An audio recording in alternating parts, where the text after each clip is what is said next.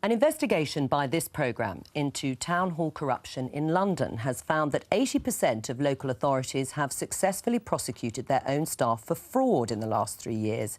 But are the councils who haven't made any prosecutions the ones we should be worrying about? Andrew Cryan has the story. This programme asked every local authority in London whether they'd found their own staff or agency workers committing fraud in the last 3 years. 25 out of 33 got back to us, and of those who kept the information, just short of 80% had had their own workers successfully prosecuted for some kind of fraud. Barnet provided us with more information than any other authority, giving an insight into exactly the type of cases we're dealing with. For example, the council's fraud team found a scheme designed to give people in need of housing a deposit on a property had been defrauded. A former council worker was jailed early this year after £130,000 was found to have gone missing. But it's not just money. Barnet also ran Operation Quest, an investigation into illegal workers infiltrating the council as civil enforcement officers. They found 2 workers who had used false documents to get jobs. Both were detained by the UK Border Agency. A similar event earlier this year in Ealing Town Hall, where UK BA officers entered the building and took away 3 illegal migrants who were working there. This council has seen 7 of its own workers successfully prosecuted in the last 2 years, a sign, they say, of good practice. Reputational damage is a big issue for some councils. In the past, councils have been hit with a big stick by central government and by others when they've discovered a fraud. The implication being, well, it's happened on your watch and you shouldn't have allowed it to happen.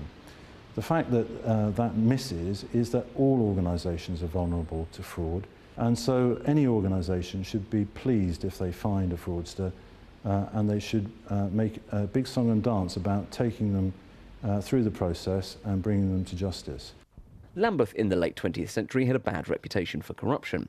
We spoke to one of the men central to cleaning it up, who told us he thinks the most surprising thing in our survey was that there are local authorities who haven't had any of their staff prosecuted, since he estimates £1 in every 20 spent by London's local authorities is lost to fraud. Fraud running at 5.5% of your budget can be a massive sum. I was looking at the figures for London. 20 billion a year is spent on London local services. 5.5% of that is over 1 billion. Cutting it by 40% within 12 months, which is what has been achieved in the UK and elsewhere around the world, could free up 400 million for better local services. I think that's something to concentrate on rather than the fear of reputational damage. But getting the police to prosecute can be a problem. We found cases in Wandsworth where the council had enough evidence to fire workers for fraud, but the police would not prosecute. These include an employee whose failure to disclose income led to a £39,000 overpayment, and another that resulted in a £16,000 overpayment.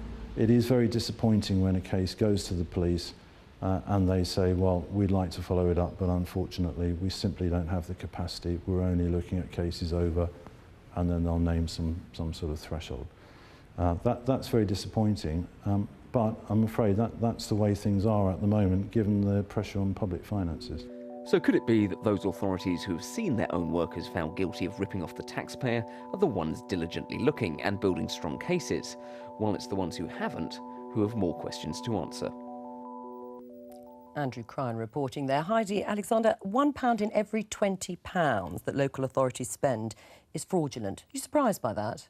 Well, I don't know how those figures have been arrived at, but what I would say about the issue of fraud in local authorities is that I think really a zero tolerance approach needs to be taken, because this is about trust in public services, but it's also about ensuring that in very difficult economic times, every pound that is spent wisely and used to best effect. So yes, local authorities have to have proper processes and procedures in place. The culture has to be right, but they also have to have the resources to be able to do this work. And at a time when, you know, there's a lot of focus on protecting frontline services, and we've seen swinging cuts from central government to local authorities, let's not forget that actually you've got to also invest in these back office functions in order to be able to tackle this problem, and it clearly needs to be tackled if it exists. Is it worth spending money on, James Brokers? I mean, we hear from your government and have heard from over the last few years about the need for efficiencies and savings, particularly in local government. Don't hear very much about this fraud problem in local authorities from you. Well, fraud, error and debt is a significant problem in all public services, and the government is resolute in saying that we need to tackle, in some cases, the organised crime groups that are involved in it. We've launched the National Crime Agency, for example, in the last fortnight. It has an economic crime command with a clear focus on fraud, and one of the examples we gave in the strategy was a local authority that found that they'd contracted out a service for minicabs that actually was an organised crime group. Sure, but we heard from the man in the film there that some of these cases are deemed by the police to be too small, just not worth the resources, and that there isn't the support from central government to actually prosecute these cases. Well, it's difficult to comment on an individual case because Sure, it comes down to the is evidence. central government involved enough in this? Well, no, central government is supporting the fight against fraud. We've actually stepped up the reporting mechanisms to make it easier to report it. We've put in place the mechanisms with the National Crime Agency. Fraud is something that is not a victimless crime, and it's something that I champion constantly, and it is a real focus for us in our enforcement activity. You need the people there to investigate it, you need the resources there to pay those people, and you need that joined-up approach, whether it's from the local authorities, the police, to actually tackle it and prosecute people and take it through the courts. And local authorities are taking this more seriously as part of the fraud strategy. Local authorities are actually raising their standards, and we are seeking to work with them to identify fraud more effectively, because ultimately that's money that's coming out of taxpayers' pockets. So nothing's too small. No, I think we do need to have a real focus on this in the way that I've suggested, and that's what we're doing. Reputational damage, though, that is an issue, isn't it, for local authorities? In a way, do you think that is part of the reason they perhaps haven't pursued all of these cases if they think they're small fry? Well, I wouldn't have. I'd like to think that that isn't a reason for local authorities not taking action.